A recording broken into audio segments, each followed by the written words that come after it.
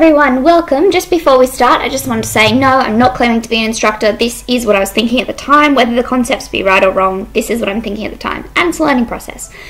Okay, everyone, so this is Duke. He is quite... this was only the second time, really the first time I rode him, because the second time wasn't anything serious or with any aims or any vision, so this is really the first time I'm riding him. And from when I got on, the first thing I felt was, hey, this horse has a different rhythm to what I'm used to, so I needed to get used to that. And I also began to think he is quite rigid in his neck. He doesn't want to soften, and he's very tense. So I thought, hey, let's try it. That's going to be my goal for the end of today, is I want him to soften and supple and not be so like a plank of wood in his neck. And yeah, so that was my vision. So the first things first is this circle around here was me saying, hey, I need to get used to you. So it was me figuring out his trot rhythm, figuring out his go button, his stop button, and really kind of mucking around with the things that he likes and he responds to and the things that he doesn't. And whenever you get on a new horse, it's quite important that you think, okay, I need to experiment and trial and think, what does he respond to effectively? What do I do that helps him? And what do I do that is counterproductive? And that's what I was thinking around these circles. This was just trotting around, figuring him out, figuring the go. Just heaps of circles of trot where I was figuring out his rhythm. That's all that was. And it's completely fine to have a section in your ride where that's all you're thinking about. So, and because of course he's a new horse, that was my goal.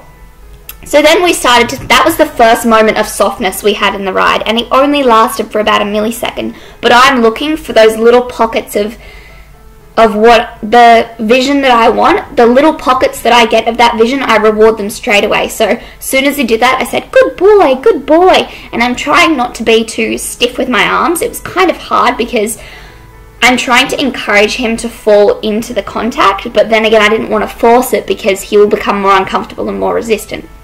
So you can see here, I'm starting to figure out the softening, starting to figure out, my rise really affects this horse. So how fast I rise up and down is really affecting how he moves and that. And I'm trying to also, I had this in mind here, but when I'm asking for stuff with his head, with his frame, which I'll get onto later, this was me saying, just because I touch your mouth with the reins does not mean you slow down. You still have to stay forward. You still have to have a momentum. So that was what I was focusing on there. And then I started to think, okay, well, I need a bit of a game plan. All I'm doing now is trotting around. There we got a nice little bit of suppleness there. I'm just trotting around. I need a game plan. So the first thing I thought was, hey, let's get Flexion. This is our Flexion trial and error. We are starting to think, okay, what buttons am I going to use that is going to get my trial and error?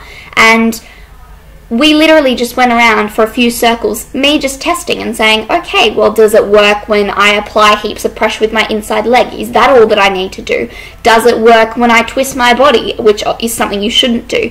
And then after a while, I started to figure out, you know what, he's responding to certain cues I'm giving him, and then he's not responding to other things. So obviously, this process is trial and error.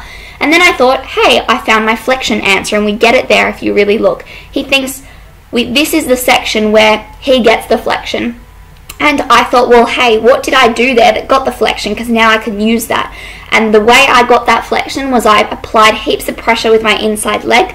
I squeezed on my inside rein as if it was a stress ball, slightly opened it to the inside, but maintained a constant contact on my outside rein. And that was how I got my Flexion. So I played with that for a bit. I repeated it. I continued to do it. And this was me saying, okay, now I found the answer. Let's apply it. So we just did this for a bit. Nothing special. Just looking at Flexion. And I did it in the walk because I didn't want to overcomplicate things. He was getting a bit stressy in the trot, probably because I was trialing out so many things and experimenting, so this is why I brought it back to the walk. So then we go back up to the trot, and he's got his head in the air again, and that's fine right now because all I'm focusing on, that Flexion that I had in the walk, let's bring it into the trot. And he got it pretty quickly. The answer that I found was quite effective with him.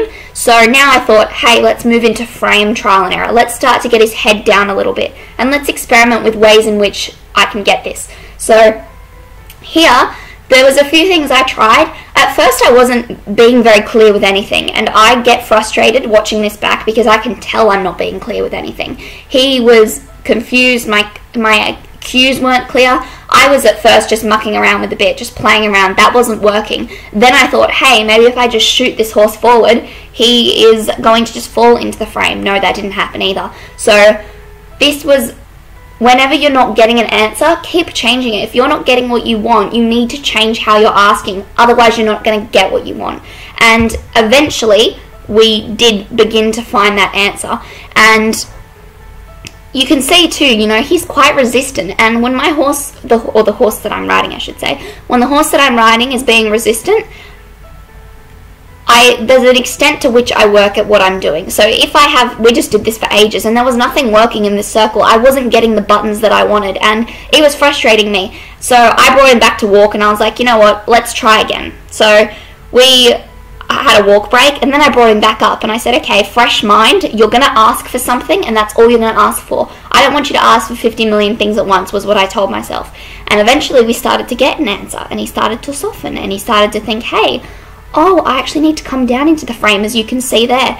And I began to realize my answer was inside leg to outside rein. I already knew this. I already know this concept, but it wasn't coming to me here. And I thought, you know what?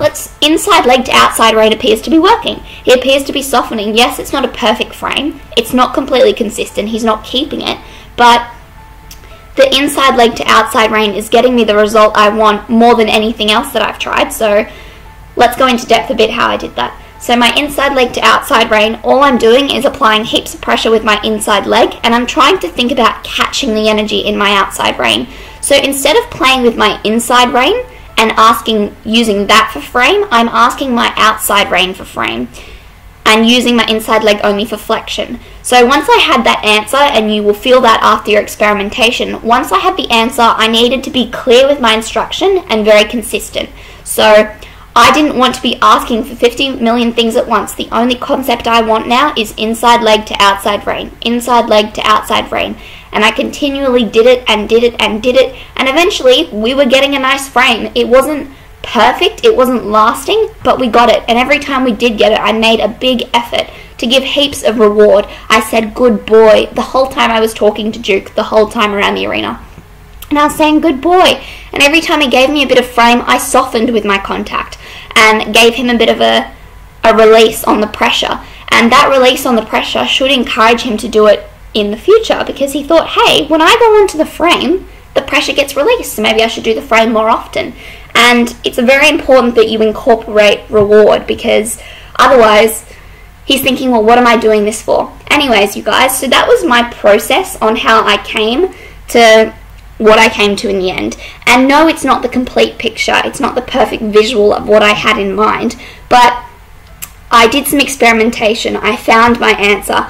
You have to make sure you're clear with your instruction, and he began to show elements of what I wanted as my final result. So I gave him heaps of reward for that. So no, this is not the complete picture, this is more the process I take to get a result or an answer that I need or I'm trying to find. Anyways, you guys, I hope you enjoyed. I'll see you next week. Goodbye!